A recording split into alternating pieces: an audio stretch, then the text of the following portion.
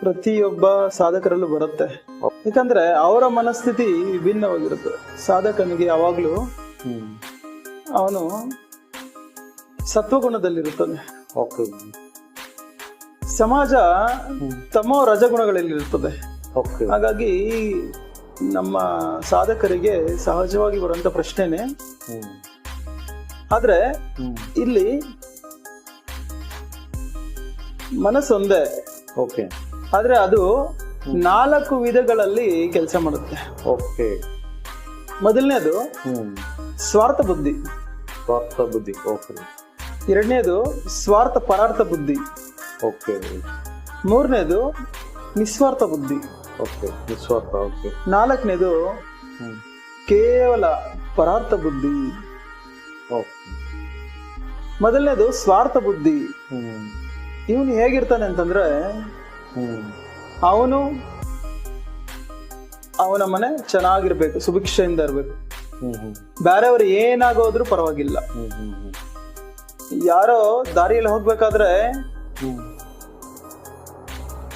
ಅವರು ಒದ್ದಾಡಿ ಸಾಯ್ತಾ ಇದ್ರು ಇವನ್ ತಲೆ ಕೆಡಿಸ್ಕೊಂಡಿದ್ದಿಲ್ಲ, ಇವನ್ ಪಾಡಿಗೆ ಇವನು ಹೋಗ್ತಾ ಇರ್ತಾನೆ. ಇವನು ಸ್ವಾರ್ಥ ಬುದ್ಧಿ.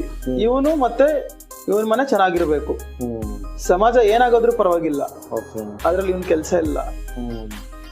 ಇವನು ತುಂಬಾ ನಿಕೃಷ್ಟನು. ಈ ತರ ಬುದ್ಧಿ ಯಾರಿಗೂ ಇರಬಾರ್ದು ಅಂತ ನಮ್ಮ ಮಹರ್ಷಿಗಳು ಹೇಳಿದ್ದಾರೆ. ಎರಡನೇವನು ಸ್ವಾರ್ಥ ಪರಾರ್ಥ ಬುದ್ಧಿ.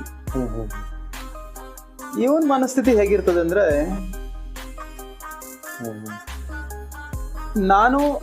ನನ್ನ ಮನೆ ಚೆನ್ನಾಗಿರ್ಬೇಕು, ಜೊತೆಯಲ್ಲಿ ಇತರರು ಚೆನ್ನಾಗಿರ್ಬೇಕು ಅಂತ ಅನ್ಕೊಂತೀನಿ. ಇವನು ಸೆಕೆಂಡ್ ಕ್ವಾಲಿಟಿ. ಮೊದಲನೇ ಅವನಿಗಿನ ಇನ್ ಸ್ವಲ್ಪ ಬೆಟರ್. ಮೂರನೇವನು ನಿಸ್ವಾರ್ಥ ಬುದ್ಧಿ. ಇವನು ಕೇವಲ ಎಲ್ಲವನ್ನು ಬಿಟ್ಟು ಕರ್ಮಾಚರಣೆಗಳನ್ನು ಮಾಡ್ಕೊಂತ ಹೋಗ್ತಾ ಇರ್ತಾನೆ. ಭಕ್ತಿ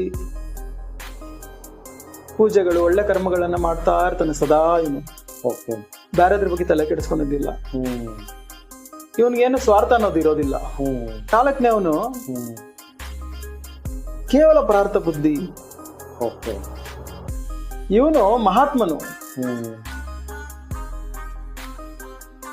ಇವನಿಗೋಸ್ಕರ ಇವನು ಏನು ಮಾಡ್ಕೊಳೋದಿಲ್ಲ.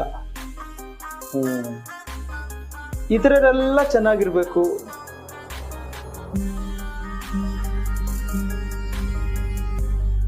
ಪ್ರತಿಯೊಬ್ಬ ಸಾಧಕರಲ್ಲೂ ಬರುತ್ತೆ. ಯಾಕಂದ್ರೆ ಅವರ ಮನಸ್ಥಿತಿ